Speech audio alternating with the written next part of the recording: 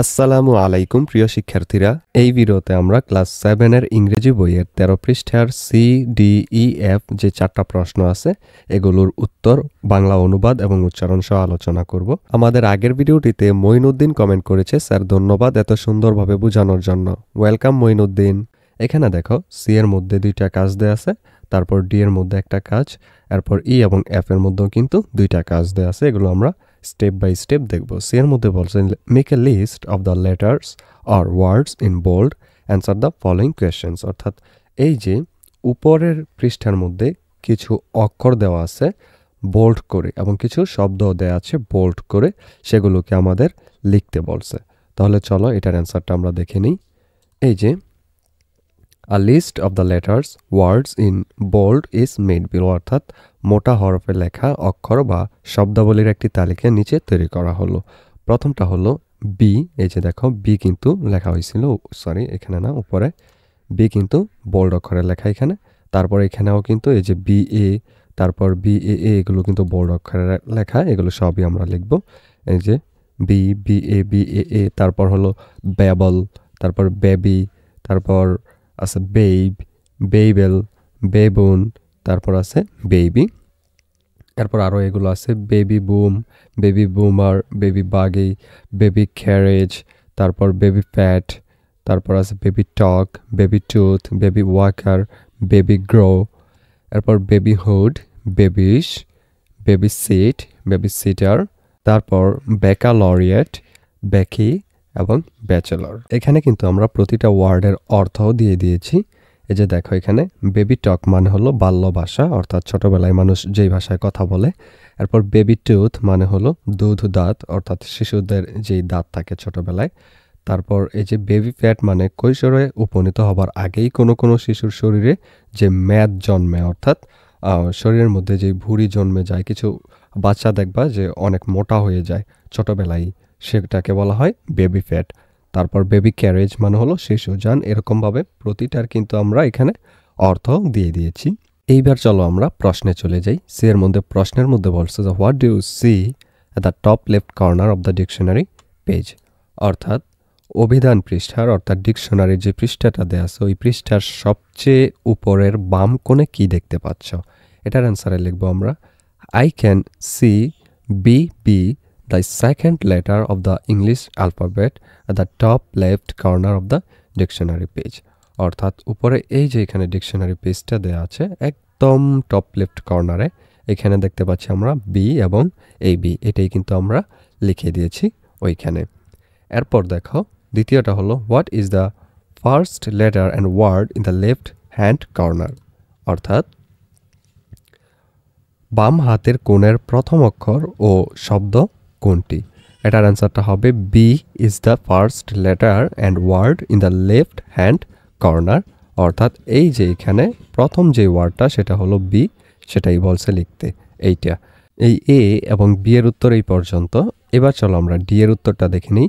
D এর মধ্যে আমাদেরকে বলছে read the text about how the dictionary page has been written, অর্থাৎ অভিধান পৃষ্ঠাটি কিভাবে লেখা হয়েছে সে সম্পর্কে লেখাটি পড়ো। The teacher asks the class, have you noticed that the words in bold are written one after another? Okay, do you find any rule or system or order in arranging these words? অর্থাৎ শিক্ষক ক্লাসে জিজ্ঞাসা করলেন তোমরা কি লক্ষ্য করেছো যে মোটা হরফের শব্দগুলো একের পর এক লেখা হয়েছে, ঠিক আছে? এই শব্দগুলো সাজানোর ক্ষেত্রে তোমরা কি কোনো নিয়ম বা পদ্ধতি বা ক্রম খুঁজে পাও? এরপর yes teacher, the page starts with a single letter B and slowly words come below this letter, Rupa said, অর্থাৎ হ্যাঁ শিক্ষক, পৃষ্ঠাটি একটি একক অক্ষর বি দিয়ে শুরু হয় এবং ধীরে ধীরে এই অক্ষরের নিচে শব্দ আসে, রূপা বলল। এরপর thank you Rupa, you have got it, let me write B and some of the words from this page on the board. Then I'll show you how they are written one after another like in the alphabet. Look at the board and ask me if it is clear or not, okay? অর্থাৎ ধন্যবাদ রূপা, তুমি বুঝতে পেরেছ।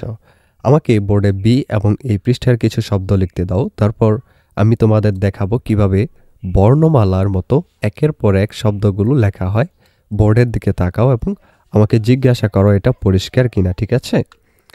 এরপর দেখো এইটুকুর পরে আরেকটা কাজ দেয়া আছে নাম্বারে। এর মধ্যে বলছে arrange the following words in alphabetic order, অর্থাৎ নিচের শব্দগুলো বর্ণানুক্রমে সাজাও, অর্থাৎ বর্ণ অনুযায়ী বর্ণের যে ক্রম আছে ABCDEFGH এরকম যে বর্ণের ক্রম একটার পর আরেকটা আসে ওই অনুযায়ী আমাদেরকে এইখানে এই ওয়ার্ডগুলোকে সাজাইতে বলছে। তাহলে চলো আমরা অ্যান্সারটা দেখে নিই। প্রথমে হবে BAG ব্যাগ, এরপরেটা হবে হলো BAIT বেইট। তুমি যদি একটু খেয়াল করো এখানে তাহলে দেখতে পাবে যে বি এর পরে কিন্তু এখানে জিটা কিন্তু এই যে আই এর আগে থাকে ABCDর মধ্যে, তাই না? ABCDEFG, তারপরে H, তারপরে জি এর কিন্তু পরে আই, এই কারণে জি যেটার মধ্যে আছে সেটা আসছে আগে, তারপরেটা আছে হলো আই দিয়ে। এরপর দেখো এরপরে টি কিন্তু এই যে আই আছে 3 নম্বর অক্ষরটা ওইটারও পরে, তার কারণে এটা পরে গেছে। এরপর দেখো ওইটার সাথে টি এর পর কিন্তু আরও CH আছে, এই কারণে এই টি এর পরে এটা আসছে ব্যাচ। এরপর বেট বা বাজি ধরা এখানে দেখো আসছে, যেহেতু এটার দ্বিতীয় অক্ষর এ সবগুলো ছিল, এর পরে কিন্তু আসে, ABCDE 4টা অক্ষরের পরে আসে এই কারণে এই যে এর পরে আসছে ইওয়ালাটা অর্থাৎ বেট। এরও পরে দেখো আসছে এই যে ও দিয়া যেটা সেটা বুক, কারণ হলো এর অনেক পরে থাকে ও, এই কারণে। তাইলে আমরা এটা কিন্তু বুঝে গেলাম। এখানে আমরা অর্থটাও দিয়ে দিয়েছি এবং এখানে উচ্চারণ দিয়ে দিয়েছি যে ব্যাগ মানে হলো থলে, তারপর বেইট অর্থাৎ টোপ, এরপর ব্যাট মানে ব্যাট, ব্যাচ মানে দল, এবং বেট মানে বাজি ধরা, আর বুক মানে বই। এরপর দেখো এখানে F নাম্বারে আরও একটা কাজ দেওয়া আছে। এখানে বলছে যে look at the dictionary page again, discuss in groups and find out the following information about BA, baby and bachelor, অর্থাৎ অভিধানের পৃষ্ঠাটি আবার দেখো, দলে আলোচনা করো এবং BA, বেবি এবং ব্যাচেলর সম্পর্কে নিচের তথ্যগুলো খুঁজে বের করো। তাহলে প্রথমটা বলছে হলো মিনিং অফ ওয়ার্ডস, অর্থাৎ ডেফিনিশন অর্থাৎ শব্দের অর্থ অর্থাৎ সংজ্ঞা আমাদেরকে খুঁজে বের করতে হবে। তারপরে স্পেলিং অর্থাৎ বানানটা খুঁজে বের করতে হবে। তারপর হলো এক্সাম্পলস অফ ইউজ অথবা এক্সাম্পল বা সেন্টেন্সেস অর্থাৎ ব্যবহারের উদাহরণ বা উদাহরণ বাক্য লিখতে হবে। এরপর গ্রামাটিক্যাল ইনফরমেশন অর্থাৎ parts of speech, irregular verbs and plural, countable আর আনকাউন্টেবল নাউন, এগুলো অর্থাৎ ব্যাকরণগত তথ্য, পদের অংশ, অনিয়মিত ক্রিয়া এবং বহুবচন, গণনাযোগ্য বা অগণনাযোগ্য বিশেষ্য এগুলো। এরপর ফর্মাল অর ইনফর্মাল অর্থাৎ এইগুলো কি আনুষ্ঠানিক ভাষা নাকি অনানুষ্ঠানিক ভাষা। এরপর এব্রিভিয়েশনস অর্থাৎ সংক্ষিপ্ত রূপ কোনটা আর কোনটা সংক্ষিপ্ত রূপ নয়, এরকম কিছু। তো এইবার চলো এটার অ্যান্সারটা আমরা দেখে নিই। এই যে এরকমভাবে দুইজনের মধ্যে আমরা এখন আলোচনা করব, এটা একটা কনভারসেশন আকারে উত্তরটা আমরা দিব। আই সি বশির, মাইসেলফ বা আমি নিজে বা তুমি নিজে বলতেছ যে I see Bashir you are very busy with looking up words in the dictionary. Bashir, তোমাকে অভিধানের শব্দ খুঁজে বের করতে খুব ব্যস্ত দেখছি। বশির বলবে yes, can I help you? হ্যাঁ, আমি কি তোমাকে সাহায্য করতে পারি? মাইসেলফ বলবে actually I want to know the meaning of BA, its use in sentences, grammatical information, whether it is formal or informal. অর্থাৎ আসলে আমি BA শব্দের অর্থ, বাক্যের ব্যবহার, ব্যাকরণগত তথ্য, এটি নিয়মসম্মত না অনিয়মিক তা জানতে চাই, অর্থাৎ ফর্মাল নাকি ইনফর্মাল। তো অ্যান্সারে লিখব so far as I know it is the abbreviation for bachelor of arts, অর্থাৎ ব্যাচেলার অফ আর্টস বোঝায় BA, এটা দিয়ে সংক্ষিপ্ত রূপে। It is first university degree in an arts subject. It is a countable noun. It is formal. Its use in sentences is as follows. আমি যতদূর জানি এটি ব্যাচেলার অফ আর্টসের সংক্ষিপ্ত রূপ। এটি কলা বিষয়ের বা আর্টস বিষয়ের প্রথম বিশ্ববিদ্যালয় ডিগ্রি। এটি গণনীয় বিশেষ্য অর্থাৎ কাউন্টেবল নাউন। এটি নিয়মসম্মত। বাক্যের ব্যবহার নিম্নরূপ, অর্থাৎ বাক্যে এখানে আমরা ব্যবহার করব যে 1 নম্বর বাক্যটা হলো হি পাস্ট BA এক্সাম, সে BA পরীক্ষায় কৃতকার্য হলো বা পাশ করলো। She is a holder of BA degree, অর্থাৎ সে বিএ ডিগ্রি ধারী, অর্থাৎ সে বিএ ডিগ্রি লাভ করেছে। এরপর মাইসেলফ বলবে from Badal, I am interested to know the meaning of baby, grammatical information, it's use in sentences weather it is formal or informal. অর্থাৎ বাদল থেকে আমি baby শব্দের অর্থ, ব্যাকরণগত তথ্য, বাক্যের ব্যবহার, এটি নিয়ম সম্মত না অনিয়মিক তা জানতে চাই। এবার বাদল এটা সম্পর্কেও বলবে well it means a very young child or animal, অর্থাৎ বেবির মানেটা হলো এইটা। It can be used as noun, adjective and verb too. Its use in sentences is as follows. আচ্ছা, এটি খুব ছোট বাচ্চা কিংবা প্রাণীকে বোঝায়। এটি বিশেষ্য অর্থাৎ নাউন, বিশেষণ ও ক্রিয়া হিসেবেও ব্যবহৃত হতে পারে। বাক্যের ব্যবহার নিম্নরূপ। এবার আমরা এটার ব্যবহারটা দেখি। 1 নম্বর, she had a baby last year, গত বছর তার একটি বাচ্চা হয়েছিল, এখানে আমরা বেবিটা ইউজ করছি। দ্বিতীয়টা, he likes to eat baby carrots, সে কচি গাজর খেতে পছন্দ করে, এখানে বেবিটা কচি অর্থে ব্যবহৃত হয়েছে। তারপর শি বেবিড আস, তিনি আমাদেরকে নিজের সন্তানের মতো যত্ন করলেন। এরপর but the word baby is formal, অর্থাৎ বেবি শব্দটি হলো নিয়মসম্মত বা ফর্মাল ভাষায় ইউজ করা হয়। এখানে ফর্মাল আর ইনফর্মালের মানেটা একটু প্যাচের, তবে বিষয়টা খুবই সহজ। ফর্মাল মানে হলো যেই ভাষাটা যে কোনো জায়গায় বলা যায় অথবা যেটা খুব সম্মানিত ভাষা আর কি। আর ইনফর্মাল ভাষা যেটা, এটা সব জায়গায় বলা যায় না।